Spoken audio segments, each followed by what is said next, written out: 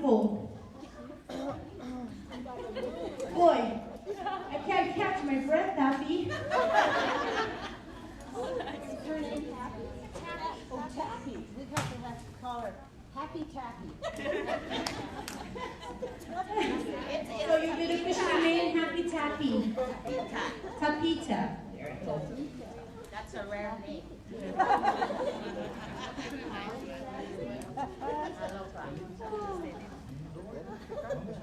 So, are we all ready? Again, back to our last session. Before we begin, I'd like to recognize again Councilwoman Alice Bigetol, Councilwoman Antonia Tudela, and Dr. Ignacia Dimapan from Public School System, who happens to be the part of the planning committee for this summit. Yes, this is her. She's one of the planning committee. May we please recognize the...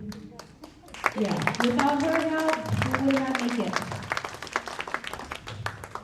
And our planning collaborators for the planning committee is also to the network, Ms. Day1 Camacho. She's right back there in the corner. And Jacqueline Shea from Northern Mines College. Oh, there she is, ready for action. Thank you, Jackie. And Department of Community and Culture Affairs and Commonwealth Health Corporation. These are our partners for the second annual Women's Summit, along with volunteers and social providers and private business. So, I think we're going to start on time. Right now it's 6 minutes before 1 o'clock. So, what do you think, panelists? And anyways, I'm sorry, please forgive me. Welcome, all of you, to the second annual Women's Summit. I know all of you have a busy schedule today, but you take the time to support us, and you being here is supporting the women and men and their families, and our families, making it happen for the greater good of our Commonwealth. Thank you all. So, I think you have a mic up there. Okay, we need to kind of like turn it off. If I'm gonna talk, I need to turn my mic off. If I may announce that we're going to officially start the panelists now, and may I ask each panelist to introduce themselves and the agency or organization they represent. And you have 5 minutes presentation, and after that, we have question and answer. All right, Mr. Cabrera, you may start.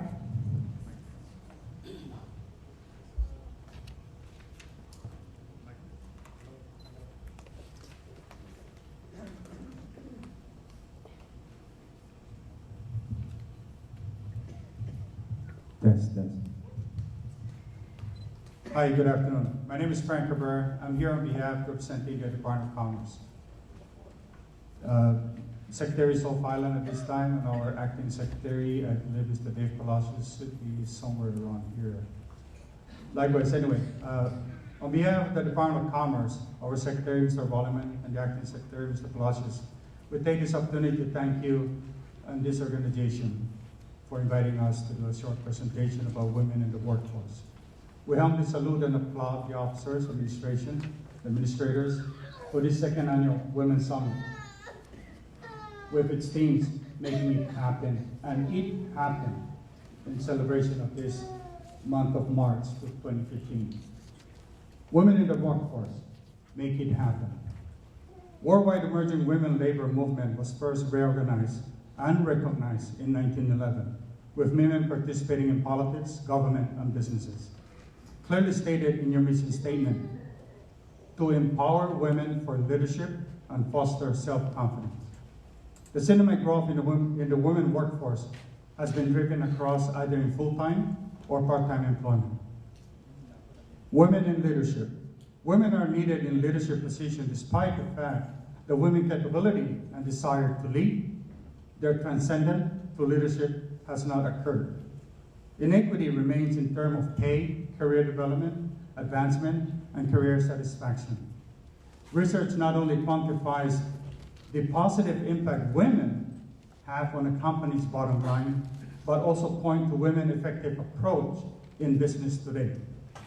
Today's difficult economic times requires improved risk-taking, long-term visioning, and less hyper-competitiveness. Women in leadership style is transformational, as they tend to place higher value on collaboration, including working together effectively, sharing ideas and information, and integrating the best possible ideas. Despite the increasing participation of women in the workforce as a whole, senior level at the workplace is escalating in the private or private sector, few in politics. Just to name a few, like Honorable mentioned, Representative Ogomro, Honorable Senator Santos, Semi Department and agencies, private sectors, Department of Finance, Department of Labor. These are women that are control of certain department head level at a higher caliber.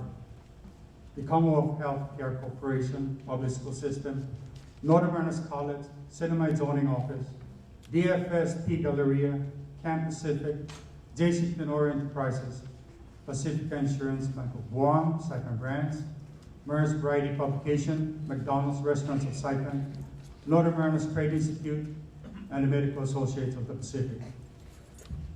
Women are leaders in the household.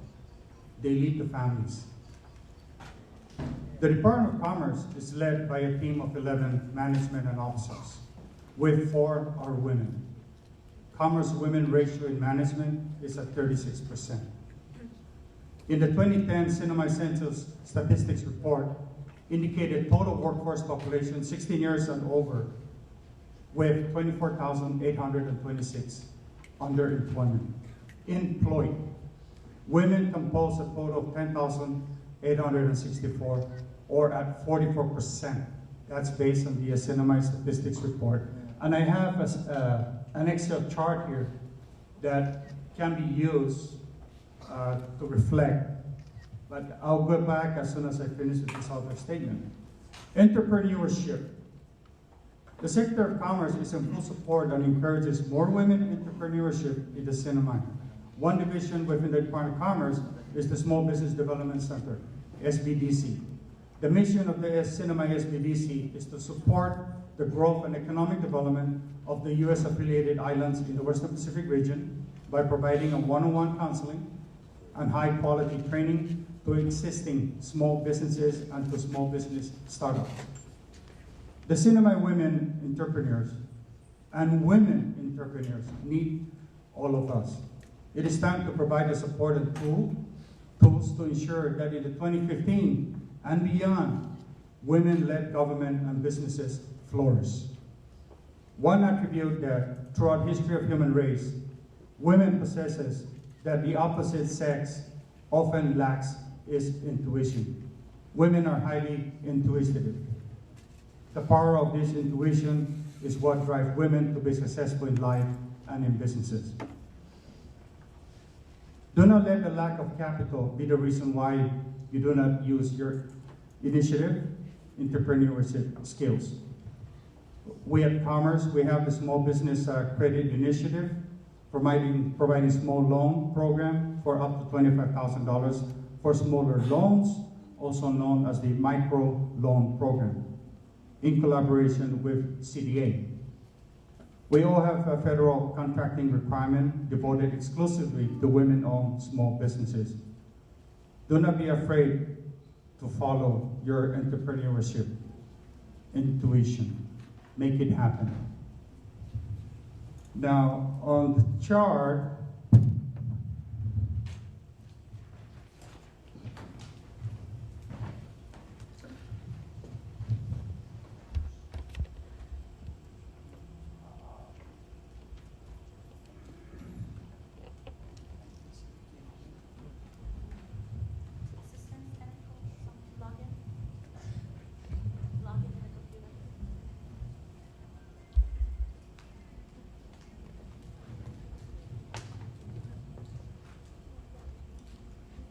On the chart that will be shown momentarily, it pretty much taken from the 2010 CNMI census report. We have a variety that shows total industry class, total workforce in the CNMI. Then on the bottom half of the chart, you will see what we call female civilian employee population 16 years and older. Just for information, a comparison between total women in the workforce versus the overall population during the statistics that was taken, women compose 44% of the workforce. I sort of like highlight a few of the percentage area. Like for example, under finance and insurance and real estate rental and leasing program, business in meta, women compose 50% in the workforce. The other categories such as professional, scientific, management, administrative, and waste management services, women compose 36%. High rating level. The other item is the management of companies and enterprises. That's 50% of the workforce are women. Education services, as a general, 64% are women in the workforce. Arts, entertainment, recreation, and accommodation and food services, 46% are women. That's the statistics I just want to share out. It had a whole lot of variety, but I gave a copy of this chart that can be kept with Ms. Deborah, the association. So you can use that as a planning tool for future use, how we can better develop women in the workforce. Thank you.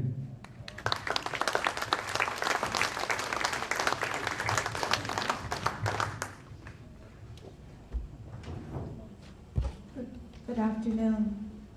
My name is Jill Aronofsky, and I will tell you a little bit about myself to start with. I have been in the islands for 23 years, given birth to both of my girls here. I'm married to a past Business Person of the Year, down at the end of the table. And my life is very busy. I love living here on the islands. I started working at the age of 13, walking up to a local retail store and working as a cashier. Since then, I have been a front desk clerk, admin, real estate appraiser. I've worked on a construction site, a roofing company, a law office, the Troops to Teachers program, title insurance, a brief stint working for my husband. I don't recommend that. A job at CFIX, and now I am the executive director at the Saipan Chamber of Commerce. It is a fabulous job. At each one of my prior jobs, I worked hard and I moved up and I got promoted. I very much encourage everyone who is working to learn as much as they can do and to go beyond what their job requires so that you can do better and you can move up. 13 years ago, I joined Stampin' Up! As a demonstrator, and for those of you who may know me, my passion and my pastime is to make greeting cards. It has taught me, firstly, to speak in front of others that I'm not comfortable with and gotten me outside of my own social group, which is a wonderful thing on this island. I sell cards at the gas stations, the Shell stations, and I teach classes once a month. This is truly my passion. I love the social aspect of it. I love that I can produce something useful, and I love the process. There's a great joy to sharing what I love with others, and I think that passion is essential to a happy life. Currently at the Chamber of Commerce, it's a perfect job for me because I love to fix things. Not that it was broken, but I think everything can use improvement, and I really enjoy this part of it. One of the things that may interest you is that we do a monthly training on the third Tuesday of every month. It's always on a different subject. The one for April will be sales and negotiations, and they're always very informative and on a different topic. So I encourage you to check those out. We do submit a press release for those so you can get more training. Even if your company doesn't pay for it, it's a great thing to do for yourself. Currently within the chamber, we have 222 representatives in approximately 150 businesses. 78 of these are women. That's only 35%. We have a 9-member board with 3 women. That's only 33%. I really think we can do better. I have 2 women working in my office. They're young gals, and I'm quite tough on them. But they are growing and learning every day, and we have a great time at work. I know they won't stay with us forever, but I will be proud to recommend them when they go to better jobs when they leave. I encourage you to support other women, to hire other women, to support other women in your workforce, to help them do better. I recently became part of a local women's club that started in 2013 called Seroptimist International of Northern Mariana Islands. It's a very small club. We have 15 members, and our mission is to empower other women through education. It is totally a volunteer effort. We have only a few members locally, but we have international support. So Seroptimist International is worldwide. We do a once-a-month luncheon, and we do a monthly girls' night out to raise money and to have fun. Not in that order. Have funny and raise money. Our signature project is a Live Your Dream Award, and for the past 2 years we have given $1,000 to a woman, first criteria, who is attending college, and number 3, supporting her family. There is no other requirement for this, and the money can go to anything she wishes. It can go to her tuition, it can go to her child care, it can buy her a car, but she has to be attending college and be the primary financial support for her family. We keep this money locally. There's an international rubric for judging. We have non-Seroptimist judge, but this is something that we do directly within the community. The Seroptimists also have adopted the Goma Esperanza, the women's shelter, as one of our projects. We regularly donate school supplies. We've done a baby shower in a box for women when we found out that one woman brought her child, her infant baby, home to the shelter in a towel and didn't have any family support or things for her newborn baby. We also do regular donations of household goods, and we have volunteers that go up once a month to spend time with the women at the shelter and let them know that someone cares.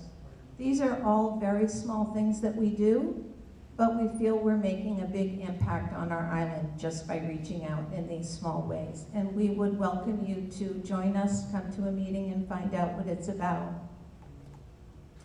I highly recommend that you find something that's right for you to do, to volunteer.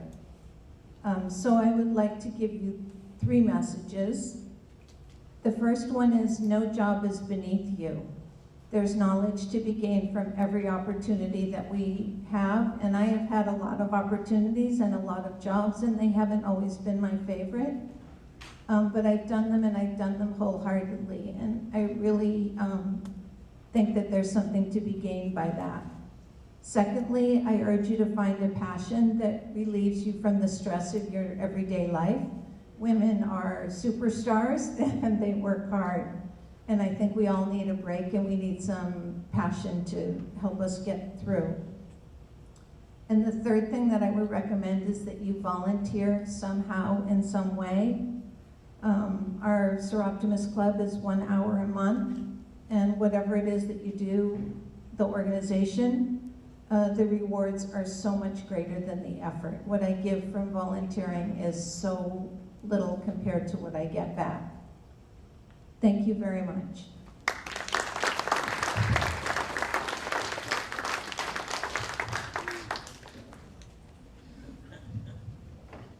I have to follow my wife?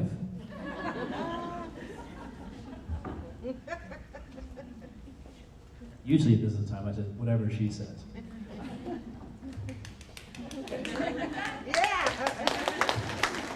Well, why am I here? Or Frank, for that matter. Yeah. Well, I have experience with women, in a good way. Married to a woman, got 2 women, children. My dog is a woman, my cat's a woman, plenty of them. So I'm here to kind of hopefully give you guys some ideas on employment opportunities, thought processes, and a little bit about the Laddie Training Academy and what we're doing to try to empower all folk, including women, to get into the hospitality industry. I've been an employer in the NMI since 1999. I've been hiring folks for that long here. Most of my women, most of the women that have worked for me have been exemplary. I have to say that they outshine the men counterparts consistently. And whether that's from an entry-level job all the way up to management, it happens consistently. And how that happens is not the fact that we just hire a certain individual. We take a look at their traits, and then we nurture them throughout the process.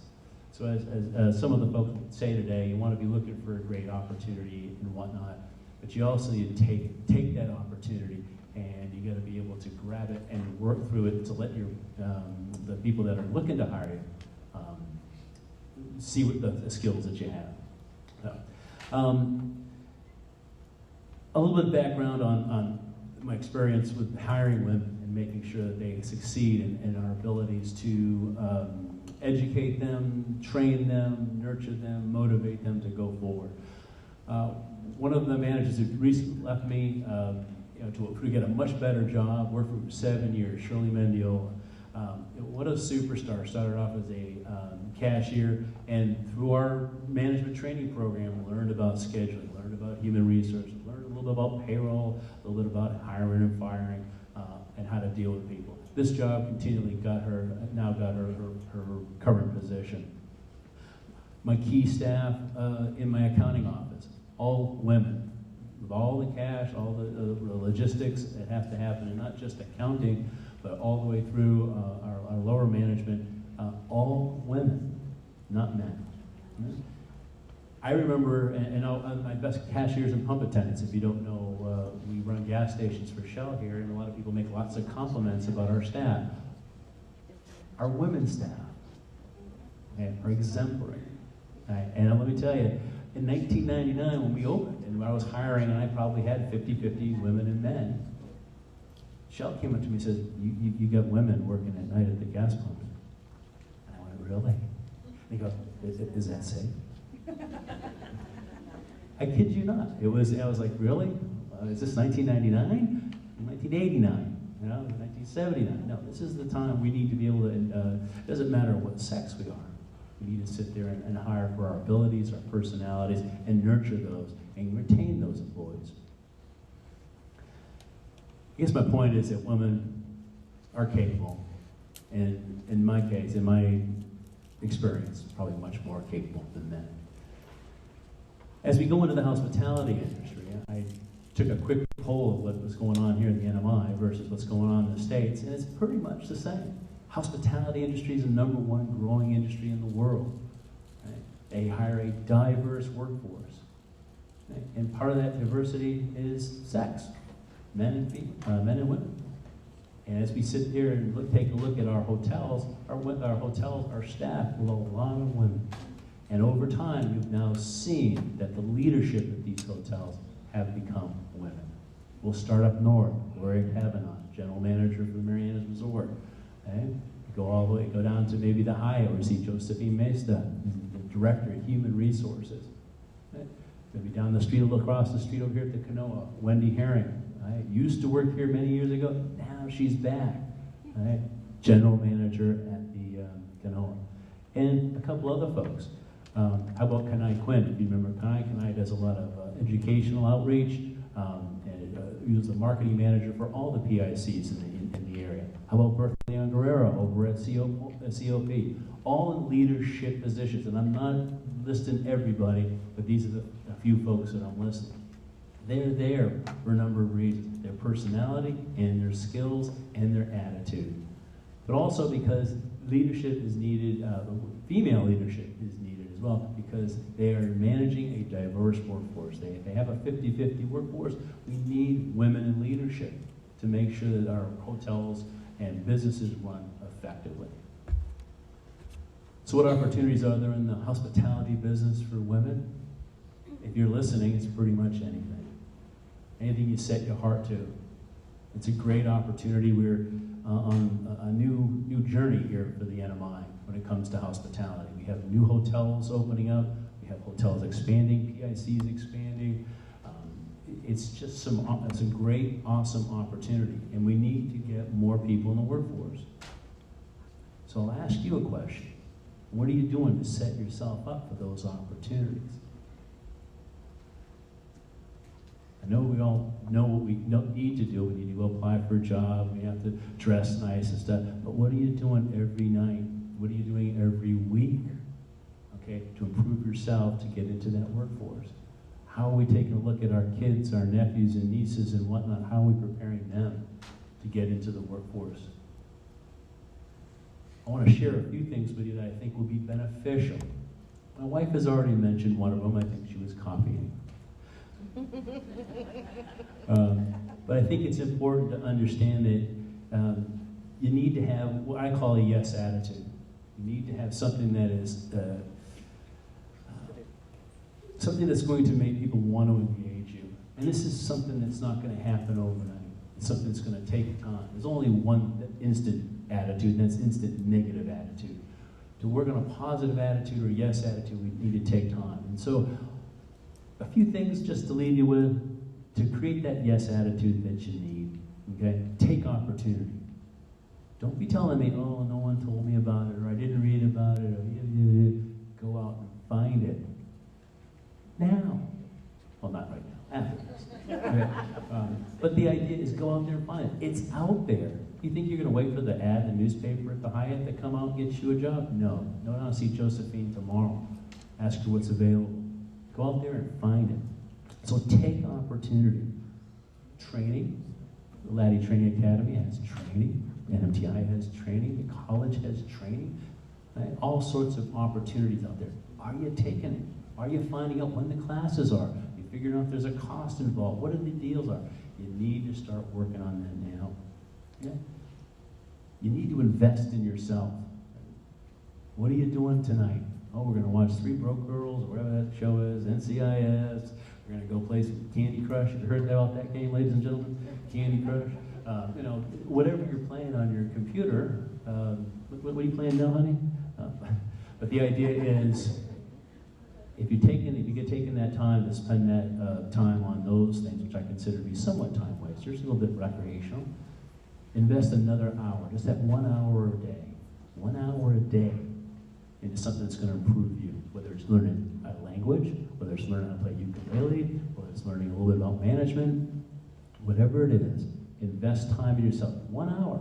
I know we got kids and we got jobs or we got headaches and all the other stuff that we deal with. 1 hour for you. In a year, you'll be great at it. In 3 years, you'll be an expert at it. So I'd share with you that, and thank you very much for your time.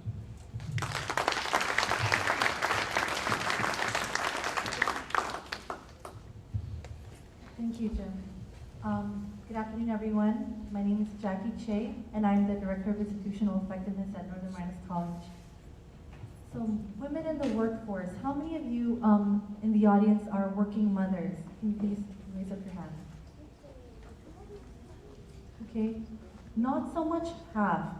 How many of you are looking for work? Okay. All right, so I'll just give you some statistics. I was hoping maybe Yvonne here or Agnes here would maybe share some statistics from the CNMI, but I wanted to give you some statistics from the US. And you may have heard of this before, and I mean, we all know that the amount of, or the numbers of women entering the workforce is increasing. So in 1950, women just made up just 30% of the workforce. By 2010, that number jumped to 47%. In 1968, just 37% of mothers worked. By 2011, that number had ballooned to 65%.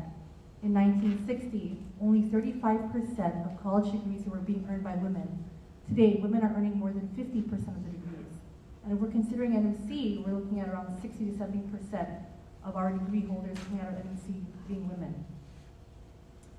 We know our workforce is changing at a rapid pace as families are relying more and more on the women to be to share the workload.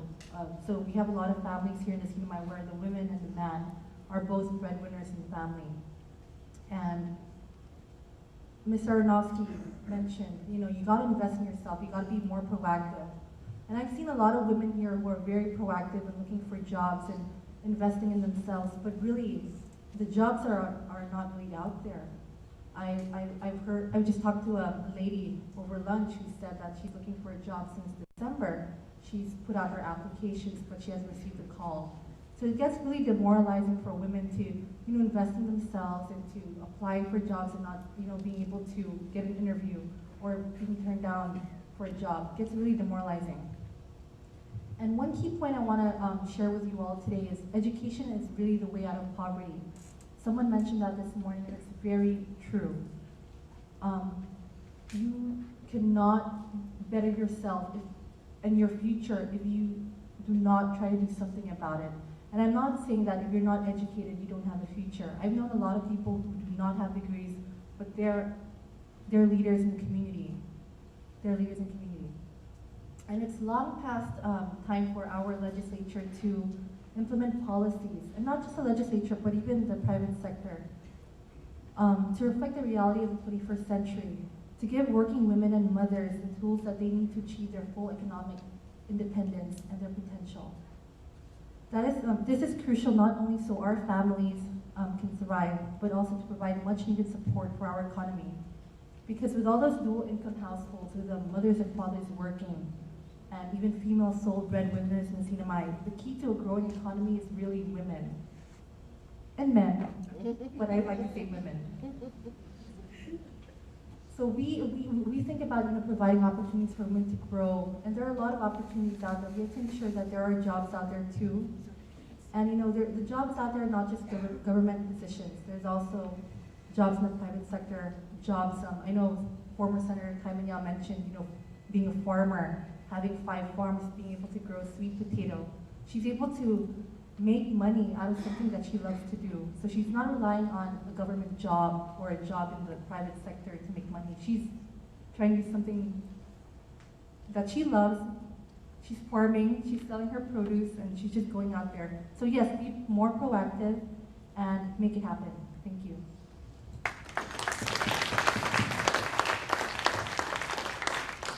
Good afternoon. I'm Yvonne Tyskin from CNMI Department of Labor. I'm here on behalf of Edith Guerrero. It is sad to know that there's so many that have tried to seek for employment, have been applying out there, and yet not to be heard. However, within the intent now within the department, and of course within the mission that we have to accomplish, especially with Public Law 110-229 to transition out of workforce by 2019. And yes, we are working with our workforce partners to collaborate, to try and train our people and get them certified within the certain fields or trades or specialized occupations that may be needed to occupy. And of course, based on our website, which we have, it is a universal website that is open 24 hours. You may register any time of the day, and you may register at www.marianaslabor.net. Within that website, maybe I should take you through that.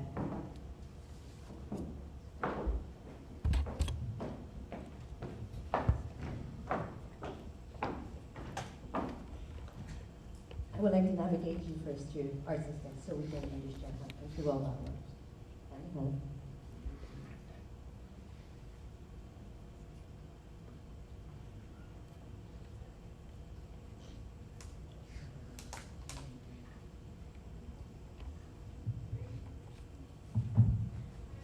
Sorry, I guess we don't have internet service. Okay. Of course, in every workforce, it is known to be that there's so many women that have the willpower, the motivation, and the strength, and are more of leadership within the workforce, which has been proven. However, the number of women registered within the CNMI Department of Labor since the website was launched in 2008, we have accounted for 543 registered female registrants, and of course, we have the rest as male recipients. However, out of the 546 registrants, we have accounted for a total of 346 that have been hired through the registration process. And as a result of that, they still are, a lot of them are still on that workforce as they have started. All it takes is your willpower to grow in the workforce. Don't give up, keep trying, and you will get there somehow. So it's best to identify the job that you love to do and enjoy. And within the CNMI Department of Labor, we encourage that you register with our website, and we will try and help you obtain employment as far as enforcing Public Law 17-1 and the NMI Administrative Code of the Department, Chapter 80. Okay. And if you may need some more of other services, also we do offer that under wea.gov.mp. You can navigate the system. It will take you to several job openings, from private to government, okay? And there's nothing more that I may say. It is known that women, and it's mentioned by everybody, that women, the majority in the workforce, bring so much strong leadership. And it is proven in worldwide based on research. So I encourage everybody to register, and we will push and we will strive and help everybody obtain employment. And that is the mission that we have. Thank you very much.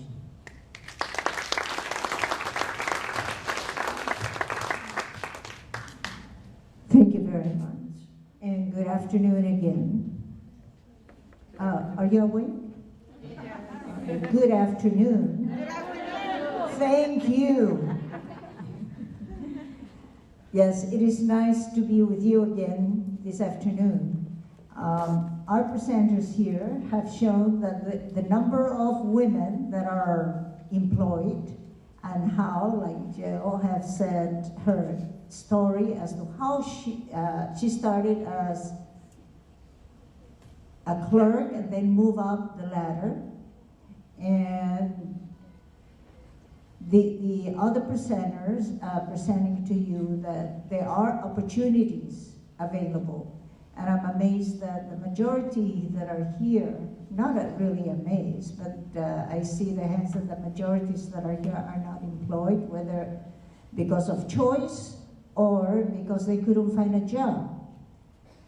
About 30 years ago, we could say we have no choice because there is no way we can better ourselves unless we go off island.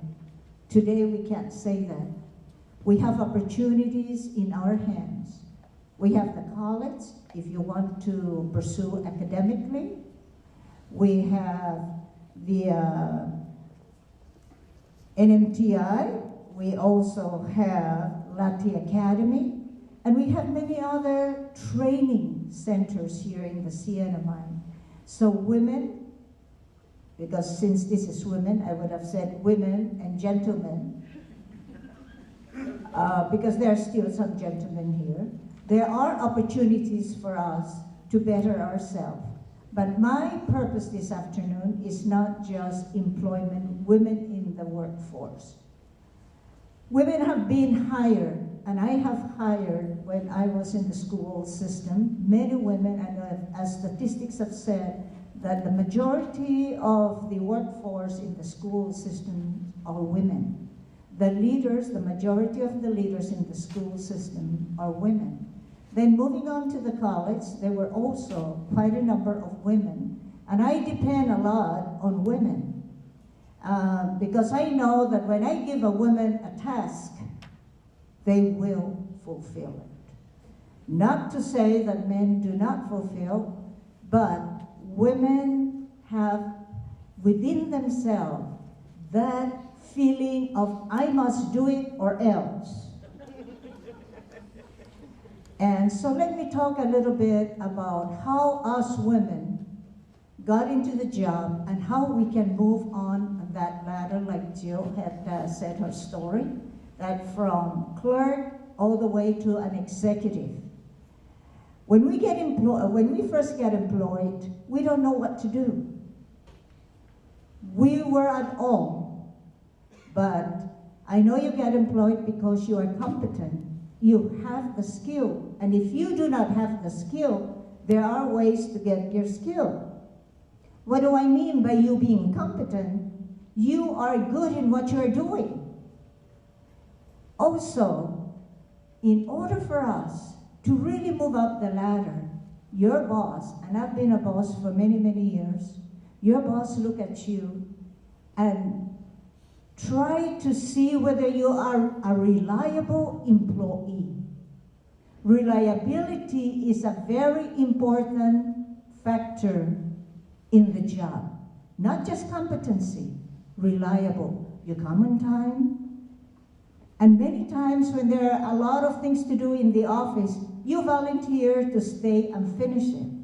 That's how your boss start to see you as a unique individual and moving up the ladder, showing your leadership skill and also your commitment.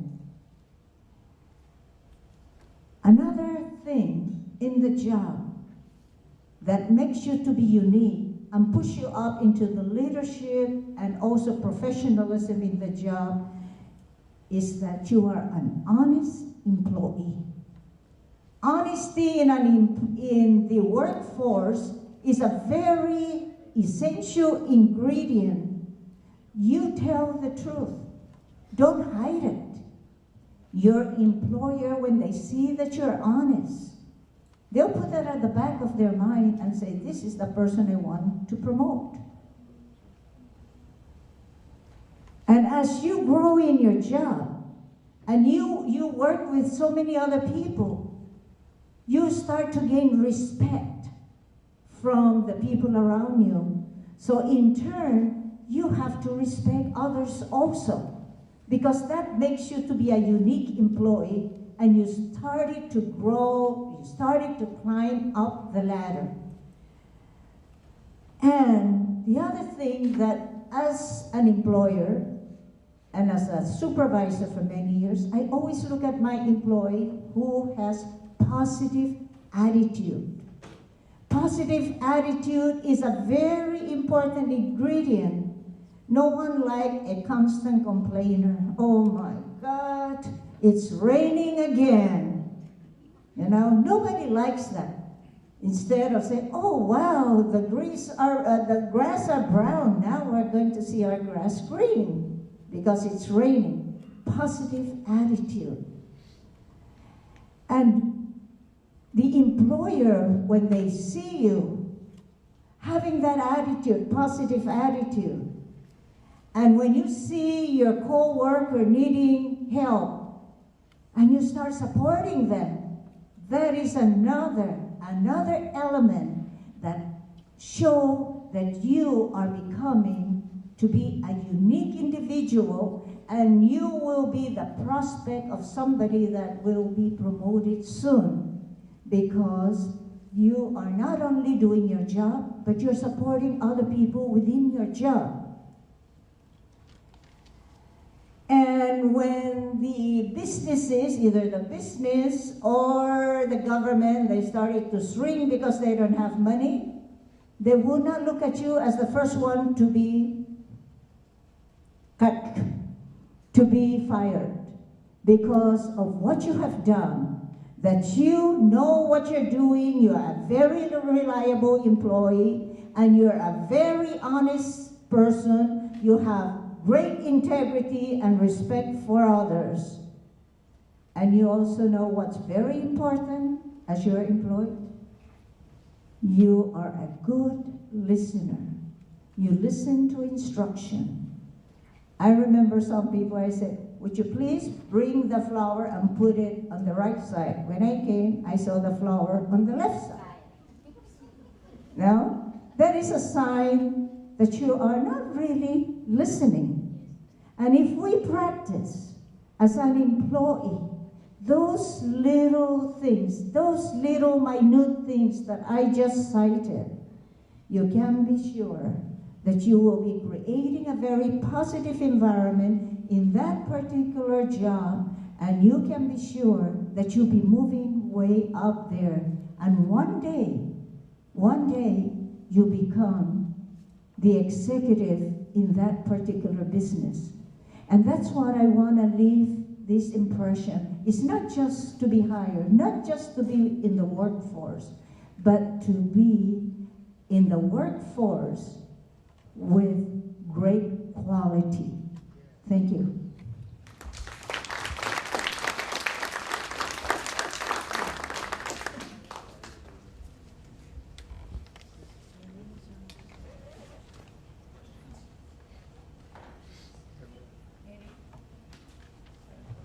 Anybody wants to ask us anything? Or did we bore you to death?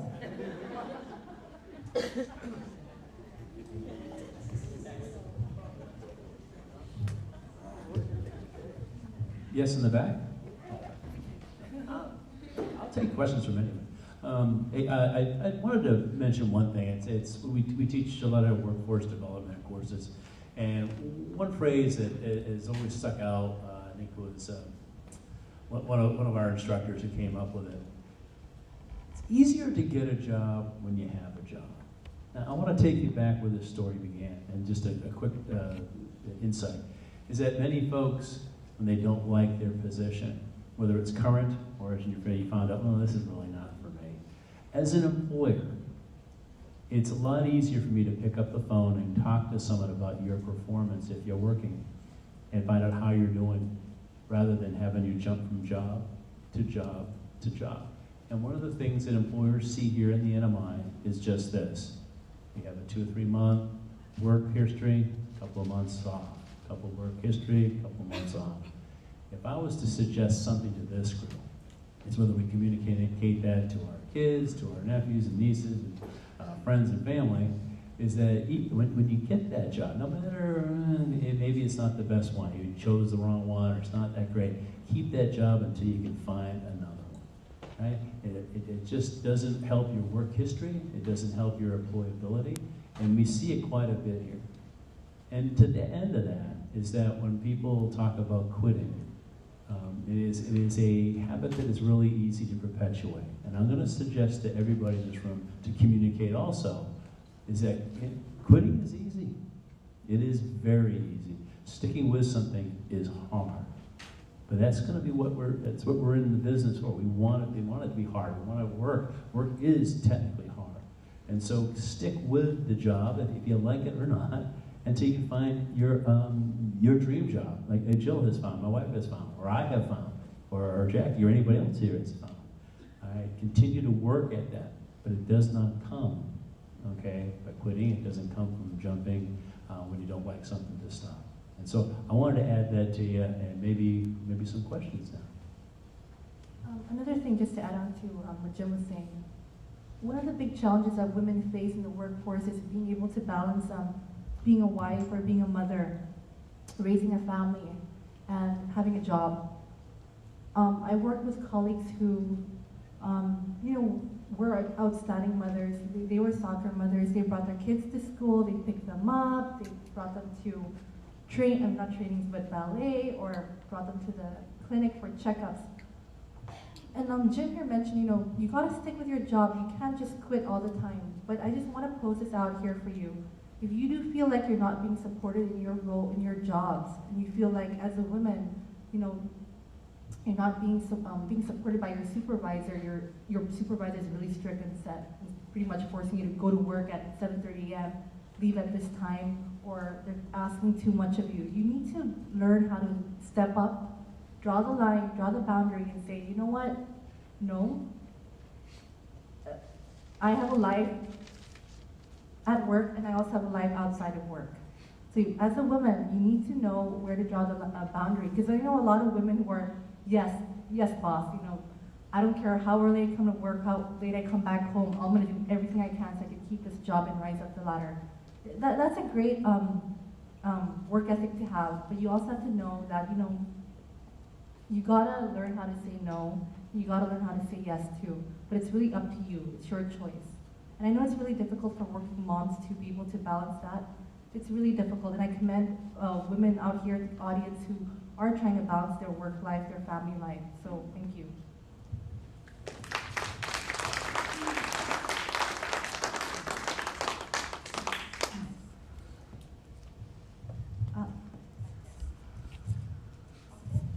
Since you're not asking questions,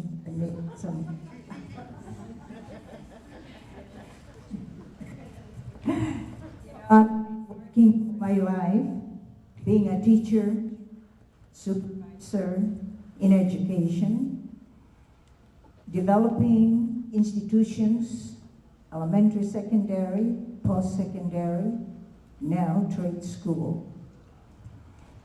It is not easy, and I assure you women that it is more difficult for a woman to be in a supervisory position or even any job, because you have to think about the children, you have to think about cooking, you have to think about who is going to do the laundry, whereas, I'm sorry to me up over here, whereas if our partner comes late, the wife already took care of what's needed for the kids and everything. I remember when I was at the college, I would come real late. My kids will wait for me, even if their dad is there, wait for me to help them with their homework. And after helping them with their homework, we have to go and buy pencils and pens and all of those things. And said, what about your dad? Oh, he's reading.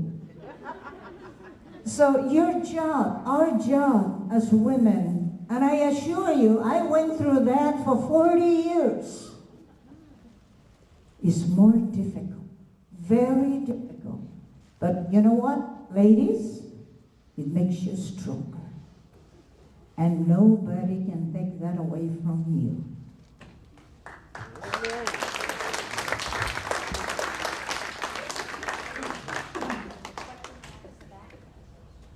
Go ahead, Congresswoman, get on it now.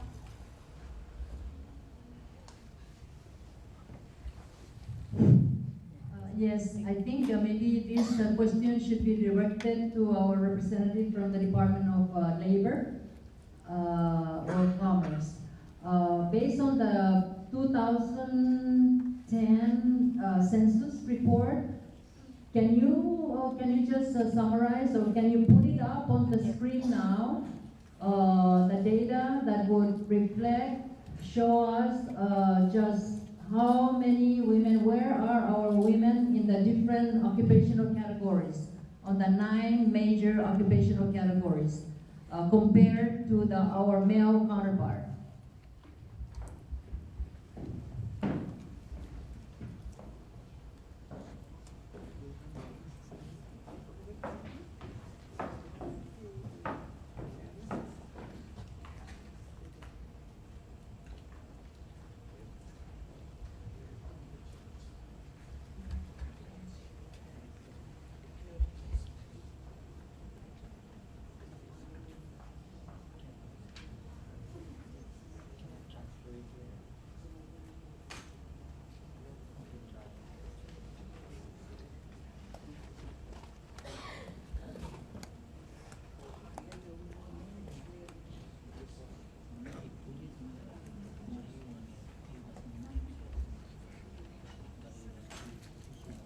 There's no Wi-Fi here, so but we can still project the information. Yes,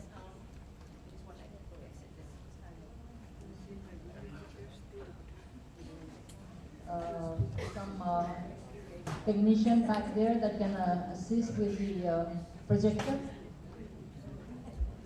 Cannot?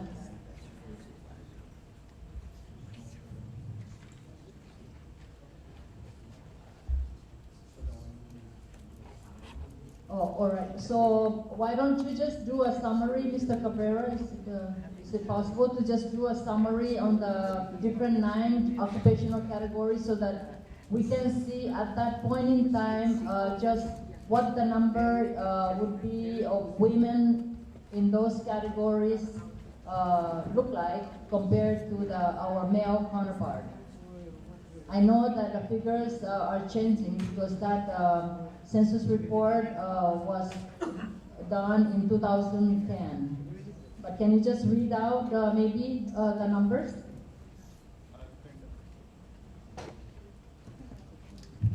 Thank you, Congresswoman. What I have here is in this slide is pretty much under Excel format. Sorry, we can't even blow it up here. It's kind of big, but let me see what I can do to explain now. This is a 2010 statistics that came out from the Sinamay census as reported through the U.S. So this is officially what we have on hand as of 2010 record. Now, on the top portion here, what you'll be seeing under the industry right here, this is pretty much all the general population of employees that are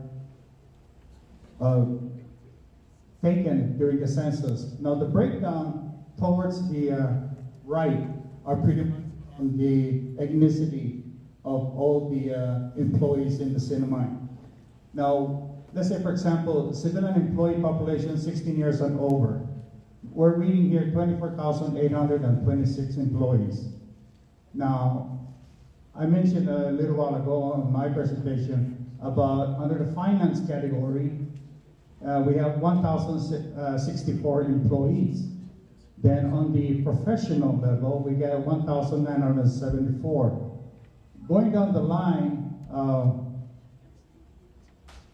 education services, we have 3,085 employees listed. This is 2010 numbers. And public government offices, we have 2,414. Now, on the second half of the sheet, it's highlighted in yellow. I have some of these documents printed. I'm pretty sure we can do some handouts. We can also make extra copies if possible, please. But on the female category of the 24,000, there's 10,864 women employed in the workforce, 16 years and older. This is 2010. Wide variety, Chamorro, Carolinian, Micronesians, other ethnicity here in the Sinamay. On the top category, we're looking at the biggest number is the education department. We have a total of 1,985 women as compared to a total population in the workforce of 3,085. That's pretty much covered. Again, 64% of the workforce are women. Women leaders in the education, teachers to administrators. The second item is the anything in arts, entertainment. We have 2,543 women in the workforce, whereas opposed to 5,519 total population taken. That equals to 46% in the workforce. The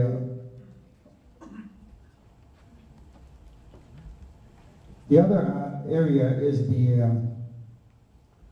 in the accommodation and food services. I think Mr. Aronofsky is the champion of this category. We're showing a total of 2,203 women employees, as opposed to total population of 4,637. So it's a good number. Women numbers are impressively improving as we go through year after year of census statistics process. Again, in government workforce, we have a total of 2,414 government employees back in 2010. For women, there's a total of 990. That's 38% composition of women in the workforce. Looking at it, for the last, let's say, 5 years, look at the number of women that are in public offices. They have increased. Department of Commerce by itself went up 43%. So, least to say, NMC, we've seen a lot of women. PSS, take a look at it.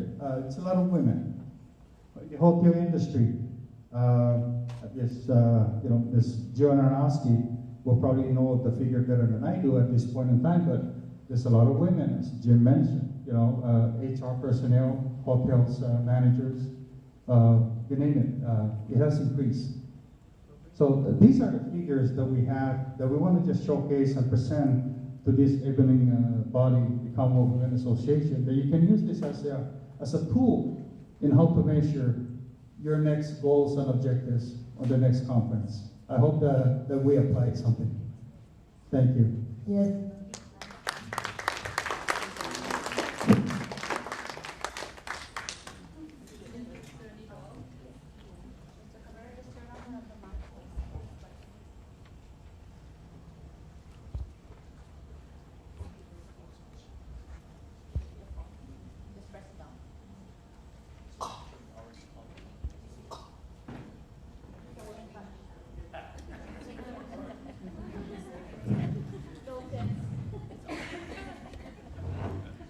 Like I mentioned earlier today, it's Mr. Cabrera, right?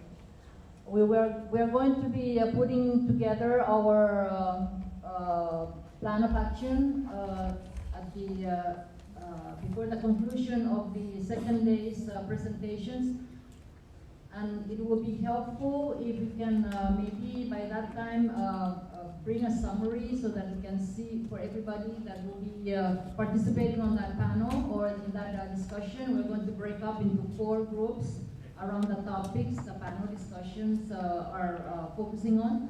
And we will be putting together, decide what 2 top priorities are going to be that we're going to be working on. So it is really going to be very helpful if we have the data so that we can base our decisions on very accurate, the data that we're going to be looking at. So it will be really helpful if you can just bring that information in at that time. Thank you very much.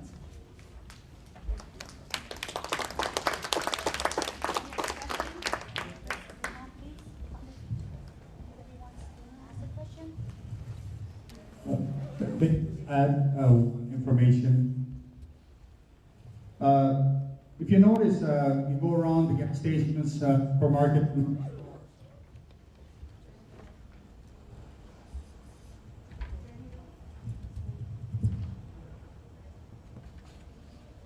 Yes.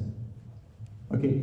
When you go around on the gas service station, supermarkets, and whatnot involved, they're also available in some of the government agencies. You see this Bits Road magazines. Okay, what I have here with me right now, this is the March 15 edition. It also showcasing the Celebrating the Women Month article in here, and it also shows up the young professionals of the cinema. It encompasses male and female on the young professionals, and they got pictures of the individual. I believe in the February 2013, we have the female representative for Remax, Ms. Azuzu. She made the cover headline.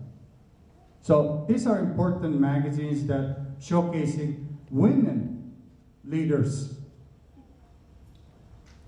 The latest one that I have for 2015 March is we have Ms. Guerrero, who runs Transcend Companies, is the president. Naked Fish, also administrative services. We also have in here Sister, I forgot her name, I read it earlier. She runs the Cornerstone Leadership religious group. Oh, hi, Sister. My apologies on the name.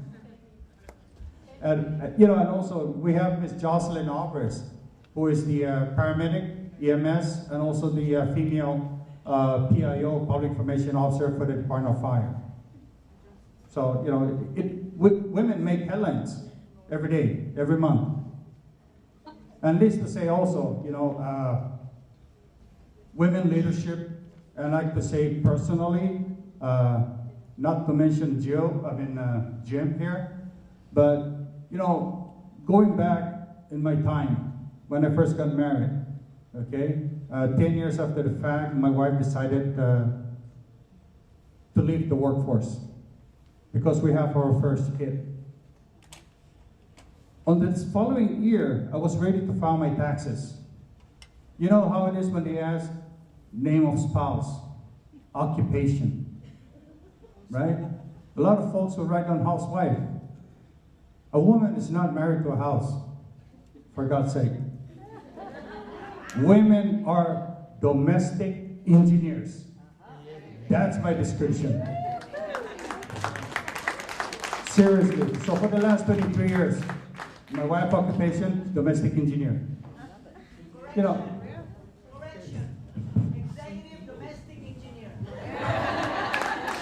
Thank you, Ms. White. I appreciate that. Thank you very much. I'll make sure I write that down next month when I file my taxes. But seriously, what makes a lot of difference in this world? It makes a lot of difference. Thank you.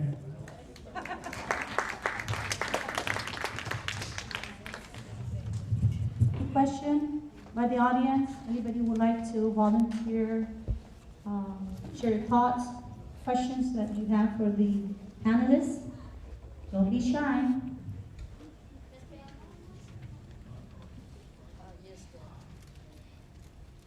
I don't see the hands. I haven't seen somebody in the front.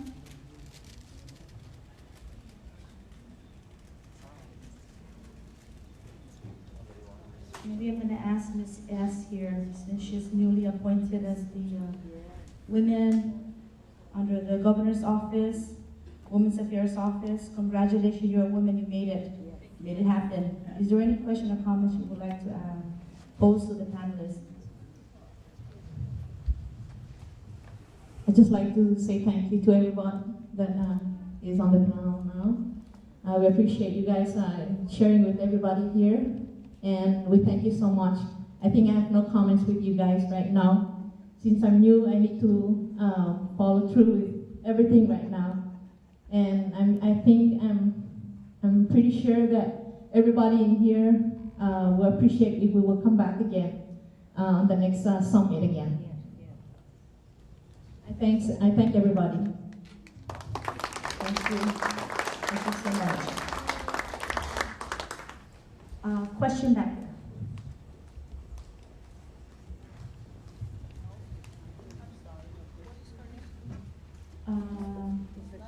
Doris, would you like to officially introduce your full name, please, to the audience? My name is Dolores Reyes Drew. I used to work 15 years for the Union Bank of California and 6 years for the legislature. Right now, I was helping out with the Women's Affairs, and I think I enjoy working with everybody as a woman too. And I think in the future, all of us will become better women's leader in every respective areas. I hope everyone will work with our panel group up here, and I guess we will enjoy in every moment that we have in every summit. I know I'm still kind of a little bit shy with everybody, but like what they said, I have to stand up and start working with you people now. And this is my first time to face a lot of people like this, but I'll try my best, as what my ex-teacher teach me, Mr. Gomero. She's one of my best teachers too when I was a small kid. And I still am following her. I used to be she used to be my teacher when I was 3rd, 4th, 5th grade in catechism. She's my best teacher. That's why I still follow her footsteps. And I think I'm going to become one of her in the future. Thank you, Ms. Doris. Know that you'll be supported. Thank you, and keep it up. Any other questions or comments?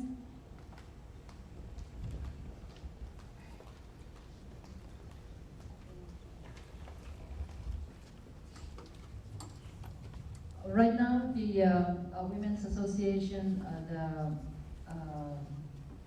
mission right now is to make sure that we focus our attention on the education and training of our women.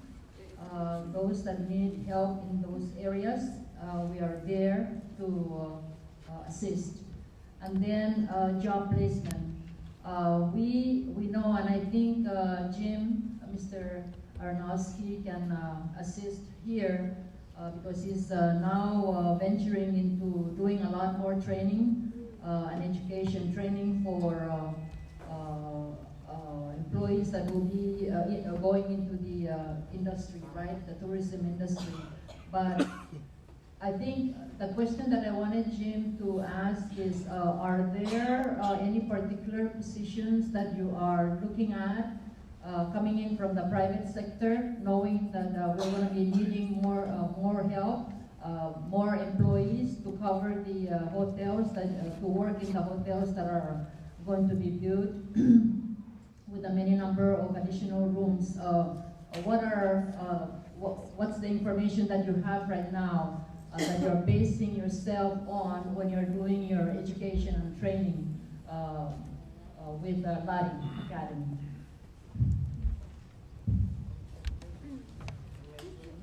Thank you. The projection for hotel positions is staggering. And we're talking thousands of rooms. And if you let's just take it, they build 1,000 rooms here. And then you need an average of 3 employees per room. That's 3,000 potential jobs. They're expecting to have a lot more than 1,000 rooms at this point, with the 3 or 4 hotels that are building, including the integrated casino. The jobs that'll be available are numerous. I mean, obviously, there's the traditional food and beverage type positions, everything from steward and dishwasher and waiter and waitress and bus person. There's also the front desk and bell staff.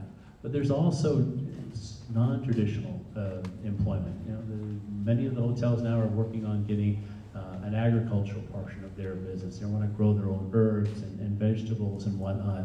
They obviously all have beautiful grounds. Okay? They also have to have the landscaping people out there all the time.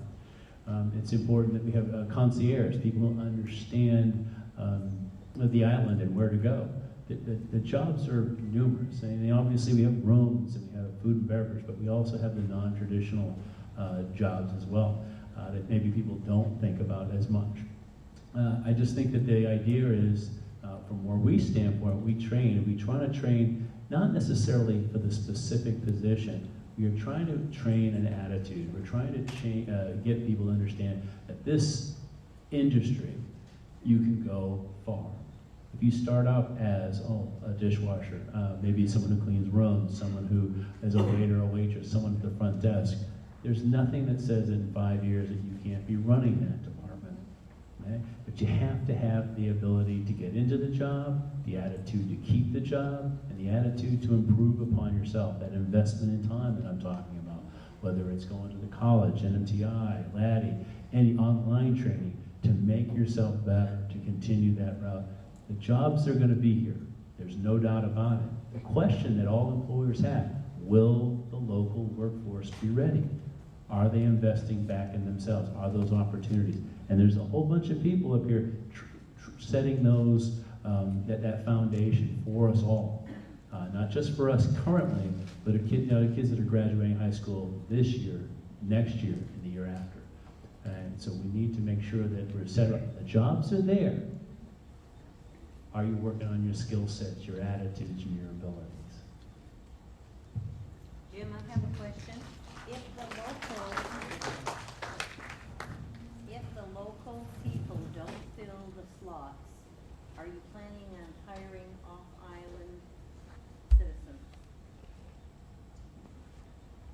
The question was if there's not enough local U.S. citizens, will people be hiring off island? The big elephant in the room, ladies and gentlemen, is there's not enough folks in the island to serve all those jobs. That's the reality. The Department of Labor knows this. In 2019, technically we're supposed to have no more foreign workers in here. That's a scary proposition for a business. I firmly believe, and I hope there's no press here, but I firmly believe that there will be a legislative fix to that by 2019. I strongly believe that, whether that'll happen or not, but we can't be allowed to go to not have ability to have foreign workers. The thing that the elephant is that the H programs that everybody's been talking about does not fit the NMI. The H1 and HBs, the professional 3-year jobs, it's great.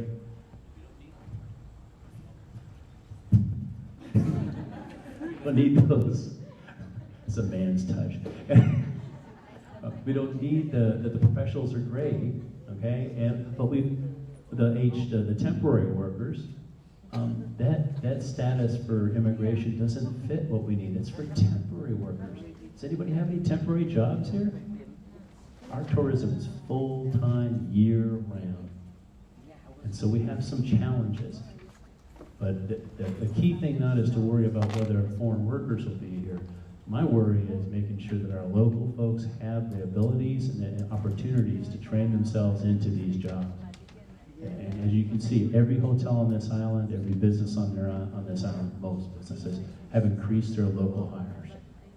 Hotels, some of them, Hyatt the other day said they were in the 90 percentile local hires. That's an amazing turnaround in 10 years. Same with Mariana's Resort and some others.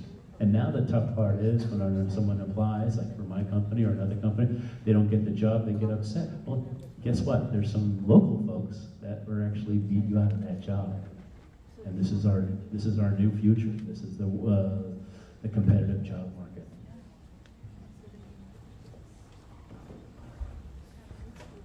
My question back here. I like. Can't talk that loud. Anyway.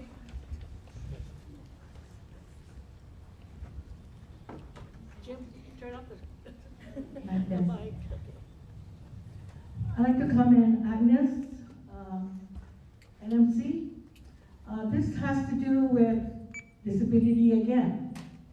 Where do we come in? I know there's a disagreement between NMC and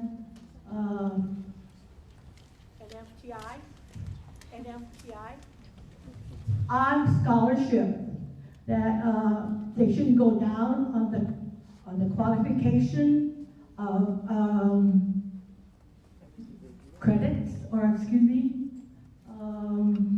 grade point average, that we should stick to the grade point average and not lower it down for people with disabilities. We all know they have different needs. We all know that they need funding. They're limited in their income. But we're fighting the system again. We say, put them together, yet we know they're different. How can we accommodate these people that do not have the intelligence, but have the hands-on experience, and not necessarily know, anything in math or English, but hands-on experience is something positive that they can do. Once you teach them, they learn the pattern and they can follow that. It may not be as fast as other people, but yet we have to give them that benefit. We need to challenge them also. We can't just say, hey, they're people with disabilities.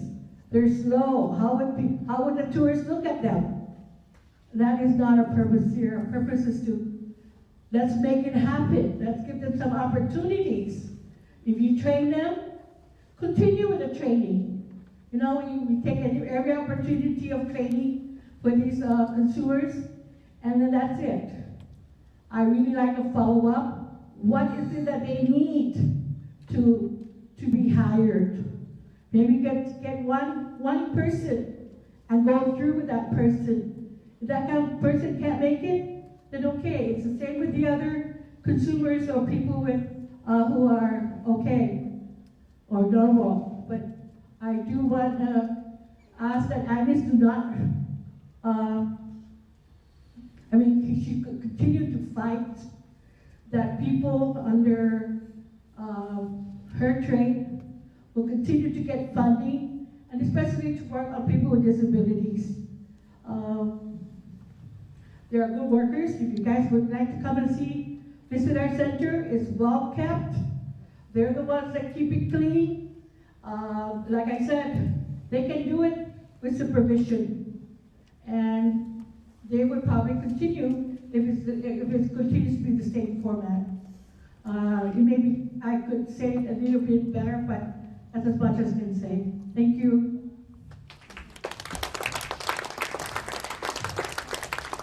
Thank you very much. To answer your question, yes, we're dealing with people with disability. In fact, we have a couple of people who have joined the program at NMTI.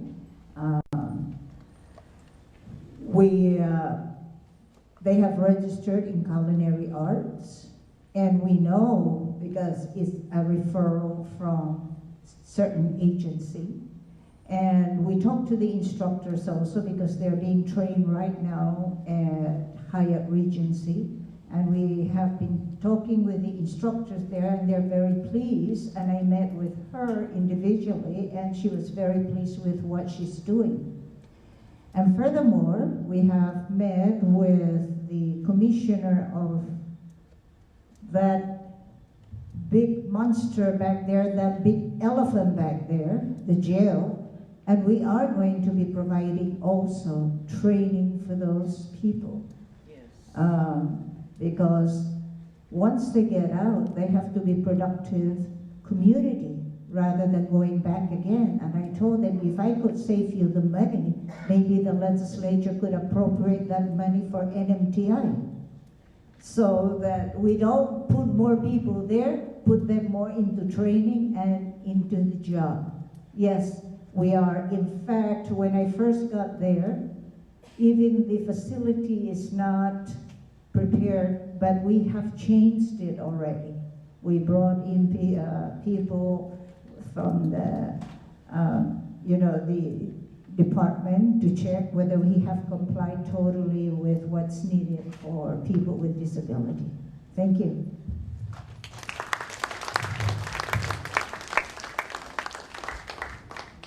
If there's any other individual who would like to pose a question? Ms. Emmy? You want me to pose a question or a statement? I commend the panelists from this morning and this afternoon for your time and effort in sharing with us. There are a lot of resources out there, but sometimes it's the individual that needs to be hired to communicate into the community. The agencies don't have all the manpower, but we need to commit ourselves and volunteer, point out which community they need. You said accessibility to the individuals with a disability. Mr. Cabrera, you've been a council member for the DD Council, and we need to know if it was ever implemented to include on the census to identify people with disabilities. During that time also, in other resources, we have the Korean Women Association that contributed annually to the disabilities, and we set the funding to NMC to assist those individuals with disabilities to enroll with NMC during our time with developmental disabilities. Ms. Lee, you can also check with Northern Marianas Protection and Advocacy in having to address those public vendors that doesn't comply. Because since 1993 or before, when with Mrs. Felicidad Gumorobing with Catholic Social Services, where we identify that individuals of disabilities are not closet people. They are people of our community too. We need to have people that are aggressive in tapping into the community, because we are having these conferences here, and there are other peoples that cannot afford to get into a car because they don't have a car, to hire a babysitter to watch their kid so they can attend our symposium and learn from all these agencies that have these services for the whole entire Commonwealth. We, as a people, when election is there, the time of election, it's a practice, okay? We elected who we wanted. Election time is finished, it's totally finished. We come back together again as a whole community and work again together. Attitude. Always this attitude. Excuse me, I was giving this voice. Do you have it? No? You want to have it? Come and share. I won't criticize you. I'll share with you. Mrs. McPeters, kudos. This is the world. Kudos to you too. To all the women, to all mothers, we sacrifice. Men too are important role, but without the women, no one acting for the men.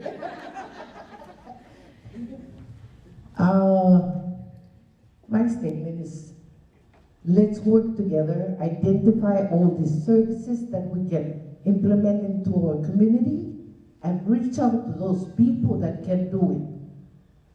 There are agencies that are doing the work, but they're lacking manpower. They have to find that resourceful person to communicate with the community and their agency.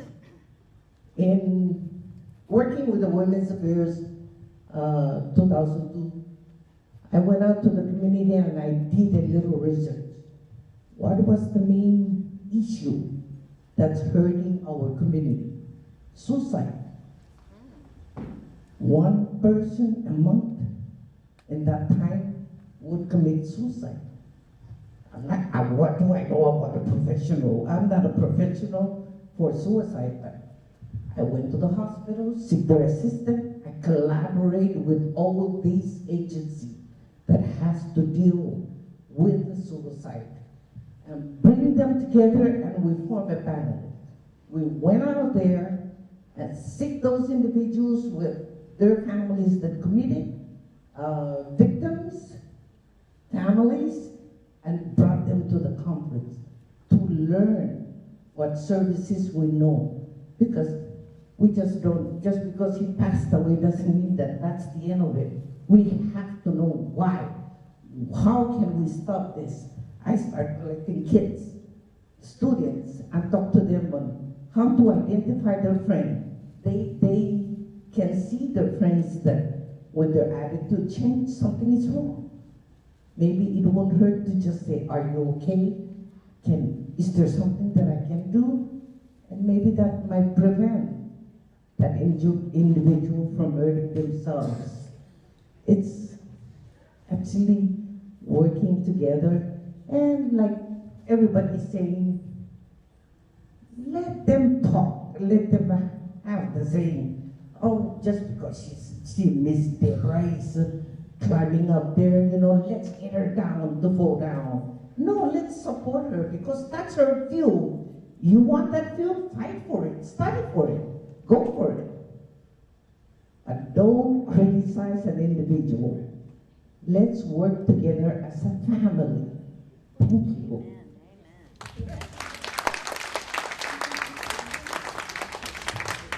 Well said. Thank you, Auntie Emmy, and also for everyone's information, we are very fortunate this year, CWA, with the funded grant that was funded to the association. Today's summit, we've partnered with CODA through the funding source. So we provided transportation to our women here to be here. And we also partner with child care services through DYS. So we're making it happen. We're addressing the need. We want to make sure that everybody comes. That's the whole reason throughout the 2 weeks public announcement, we were encouraging everybody to register. Because it's you parent, that we really, really want you to have the opportunity to be here, to partner and be heard and share your thoughts so that tomorrow we can formulate a resolution, something that we can aim together, something that we can reach and make a difference together. Isn't that wonderful? Together. Yes. All right. So we all need each other to make a difference in our society. And the association, we can't do it alone. The government can't do it. So as mothers, parents, community members, we just have to have a voice, especially to those women that can't or has not had the courage to be heard. We have to stand up for those voices on their behalf. So, with that said, any other question out in the audience? So, courage is today. I'm challenging each one of you to have a moment of courage. I'm sure you have a lot of things you want to share today, but it's the courage. I'll be there next to you, pat you in the back. You're supported by each one of us. Okay? So don't be afraid. Now is the time so that next year, when we have the summit, it's not about what we want, the association want to do for you. It's what you all want. What we all want next year. And that has been done for the past 2 years. The first summit topic was created as a result of the group of women that come together to discuss issues. And these are the 4 areas that we're touching now here today. So it's a follow-through session, and I'm also proud to say that CWA, we've taken a different approach. We're providing direct services to women and their family in the center. And I thank Congresswoman Felicidad Monroe, chair of the CWA board, to house in the association. I'm currently homeless. So she so graciously accepted the association, a nonprofit community based, to be housed in the center where she's operating. Okay? That's the whole reason why we asked for the building from the administration, and thank God that is given. So it's a baby step. But if we all pull together and work together, we'll get there. Okay? So, with that said, please, I encourage you to ask questions. Don't be afraid. There's no bad or wrong comment here.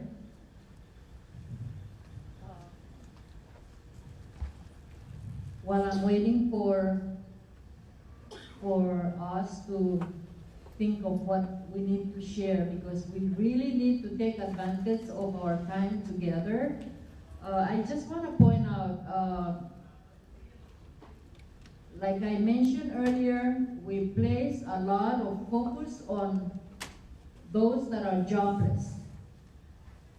It breaks my heart because I meet people every day coming up to me asking to be placed in a job. So this is going to be our part of our mandate, to make sure that our people are placed in jobs. And I said in the radio talk show that we had that we will advocate to place our people in jobs, those that are jobless and that are actively looking for jobs. For those that want to stay home, the mothers, I commend them, and I really encourage them too, through the programs that we offer, to take part in the mini seminars that now we are giving. Miss Deb Enos, who is our program administrator, has started conducting mini sessions up at the center to be able to cover classes, just short-term classes. In addition, we're collaborating with NMC, but we want to reach out to those people that really need to get the knowledge and the skills to be able to get to work. But I cannot emphasize more the importance of helping our people to be placed in jobs. We should not be seeing our people jobless. We need to get them into jobs, in the jobs that they are capable of performing well in. So women, let's put our thoughts together. I am very excited about the second annual Women's Summit, because I'm one that I do not believe in us just talking and talking and talking. We must formulate now in the second summit a plan of action that we're going to make sure that we follow through. And with the CWA collaborating with you, whether we form another coalition, I really do not care anyway. But we need to get that action team going so that our women we will be able to perform what we have set out to do at the conclusion of this workshop. Thank you.